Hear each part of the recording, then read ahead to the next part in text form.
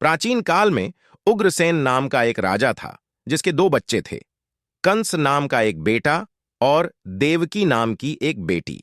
देवकी नम्र और शांत स्वभाव की थी, लेकिन कंस दुष्ट था। जब वह बड़ा हुआ तो उसने अपने पिता को कैदखाने में डाल दिया और राजा की गद्दी खुद संभाली। जबकि उसकी बहन की शादी राजा वासुदेव से हुई, एक दिन कंस ने एक आकाशवाणी सुनी, तुम्हारी बहन का 8वां पुत्र बड़ा होने पर एक दिन तुम्हारी हत्या करेगा। इसे दुष्ट कंस डर के मारे अंदर तक हिल गया और वह अपनी बहन को मारना चाहता था। लेकिन वासुदेव ने देवकी को जिंदा रखने का आग्रह किया और कंस द्वारा देवकी के 8वें पुत्र को मारने के लिए सहमत हुए। कंस ने अपनी ही बहन और उसके पति को कैद कर लिया। दंपति की 8वीं संतान भगवान कृष्ण थे, जो कंस द्वारा उन्हें मारने के लिए किए गए सभी प्रयासों से बच गए और अंत में उन्होंने अपने दुष्ट मामा को परास्त कर दिया। आ जाता और अपने हाथों से बच्चे को मार देता था। देवकी के 7वें बेटे का गर्भपात हुआ, लेकिन वह रहस्यमयी तरीके से वृंदावन की रानी रोहिणी के गर्भ में स्थानांतरित हो गया, जो कृष्ण के भाई बलराम के रूप में दुनिया में आए। उनके 8वें पुत्र का जन्म आधी रात को जेल के भीतर हुआ। यह भगवान कृष्ण थे और उस विशेष दिन को जन्माष्टमी के रूप में मनाया जाता है। कृष्ण का जन्म विष्णु के रूप में हुआ था और उनके माता पिता ने प्रार्थना की थी कि वह एक साधारण बच्चे में बदल जाएं, ताकि वे उसे कंस से छिपा सकें। प्रभु ने अपने पिता को उन्हें वृंदावन ले जाने और एक नवजात बच्ची के साथ अदला बदली करने की सलाह दी। फिर जादुई रूप से कैद खाने के पहरेदार सो गए और सभी ताले और जंजीरें अपने आप खुल गईं। वासुदेव छोटे कृष्ण को लेकर वृंदावन के लिए रवाना हो गए। जब वह यमुना नदी के तट पर पहुंचे तो उन्होंने देखा कि नदी में बाढ़ आई हुई थी। अपने सिर पर छोटे कृष्ण को रखते हुए जैसे ही वासुदेव ने नदी को पार करने का प्रयास किया और पानी ने जैसे ही कृष्ण के पैर की अंगूठे को छुआ, यहाँ पर भी रहस्यमयी तरीके से नदी का पानी पीछे हट गया, जिससे वासुदेव अपनी यात्रा पूरी कर सके। वह फिर यशोदा के घर पहुंचे, बच्चों की अदला बदली की और बच्ची के साथ वापस कैदखाने लौट आए। देवकी और वासुदेव को उम्मीद थी कि कंस लड़की को छोड़ देगा, क्योंकि भविष्यवाणी थी कि एक लड़का कंस को मारेगा। लेकिन कंस ने परवाह नहीं की। उसने बच्चे को उनके हाथों से छीन लिया और उसे एक पत्थर पर फेंक कर मार दिया। लेकिन लड़की देवी दुर्गा में बदल गई और उन्होंने कंस को बताया कि कृष्ण जीवित हैं और उसे उसके बुरे कर्मों के लिए उसे दंडित करेंगे। मामा कंस उसे मारने के लिए बेताब थे, इसलिए उन्होंने पुतना नामक एक राक्षसी को यह कार्य सौंपा। राक्षसी ने एक सुंदर महिला का रूप धारण किया और उस कमरे में जा पहुंची जहां कृष्ण थे।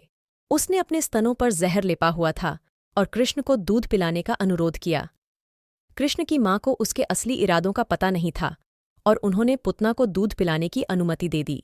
लेकिन कृष्ण ने अपनी आंखें बंद कर लीं और उस राक्षसी के जीवन को चूस लिया, जिससे उसकी मृत्यु हो गई।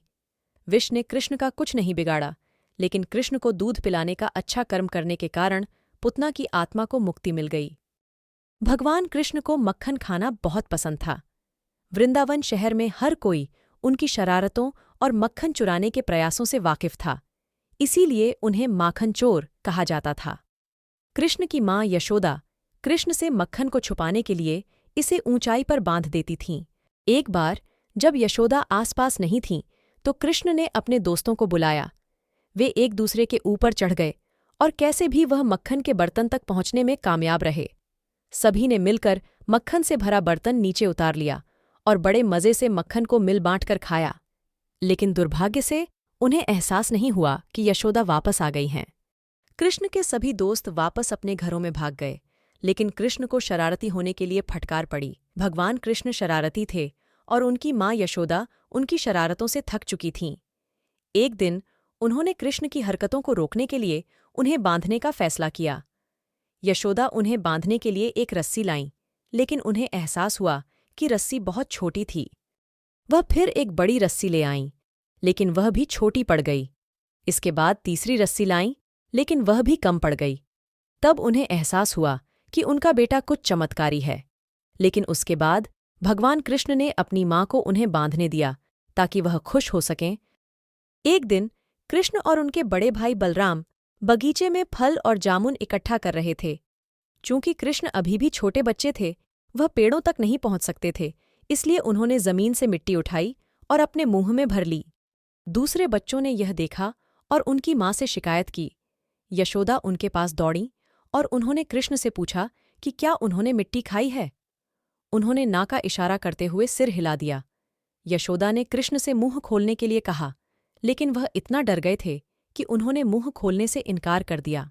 लेकिन जब उनकी माँ ने उनकी ओर गुस्से से देखा तो उन्होंने अपना मुंह खोल दिया। जब यशोदा ने मुंह के अंदर देखा तो मिट्टी के बजाय उन्हें पूरा ब्रह्मांड कृष्ण के मुंह के अंदर दिखाई दिया।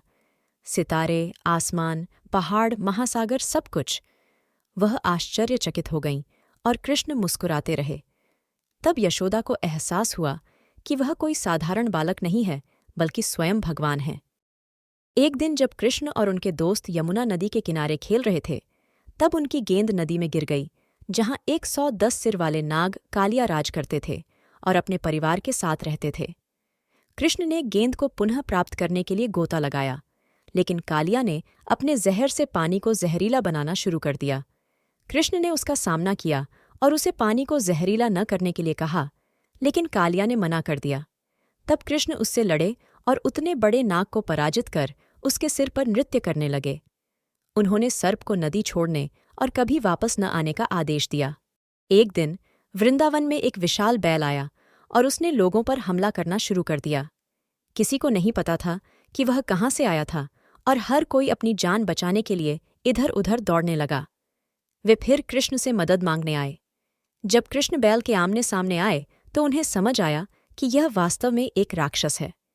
लेकिन कृष्ण शक्तिशाली होने के कारण बैल से निपटने और उसके सींगों में छेद करने में कामयाब रहे। जब लड़ाई समाप्त हो गई तो दानव ने बैल के शरीर को छोड़ दिया और प्रभु के सामने झुक गया। उसने बताया कि वह भगवान बृहस्पति का शिष्य था और उसे राक्षस बैल बनने का शाप दिया गया था, क्योंकि वह अपने शिक्षक का सम्मान नहीं करता था। जब कृष्ण ने दानव बैल अरिष्टासुर को पराजित किया तो नारद नामक एक ऋषि कंस के पास गए और उन्हें बताया कि कृष्ण वासुदेव और देवकी से पैदा हुए 8वें पुत्र है और यह दैव निर्दिष्ट था कि वे कंस को मारेंगे। इससे कंस को गुस्सा आया और उसने कृष्ण को मारने के लिए लंबे बालों वाले घोड़े केशी को बुलवाया। अश्व राक्षस कृष्ण को मारने की उम्मीद से वृंदावन के लोगों को डराने लगा, लेकिन कृष्ण उससे डरे नहीं।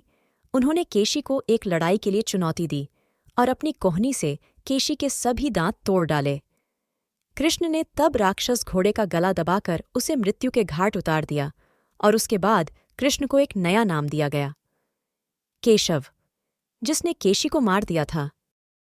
भगवान ब्रह्मा ने एक बार कृष्ण पर एक चाल चलने का फैसला किया।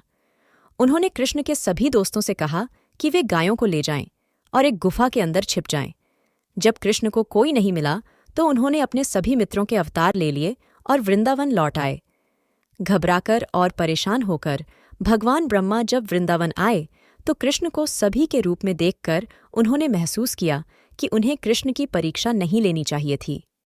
भगवान इंद्र बारिश के देवता हैं और इसीलिए सभी लोग समय पर वर्षा के लिए उनकी पूजा करते थे। लेकिन एक वर्ष भगवान कृष्ण ने सुझाव दिया कि ग्रामीणों को गोवर्धन पहाड़ी की पूजा करनी चाहिए। इससे भगवान इंद्र बहुत क्रोधित हो गए, इसलिए उन्होंने वृंदावन पर तूफान उठा दिया। लेकिन कृष्ण ने गोवर्धन पहाड़ी को एक उंगली पर उठाकर अपने लोगों की रक्षा की। इससे भगवान इंद्र को अपनी गलती का एहसास हुआ और उन्होंने कृष्ण से तूफान के लिए माफी मांगी। एक दिन कामधेनु नामक एक गाय भगवान कृष्ण के पास पहुंची।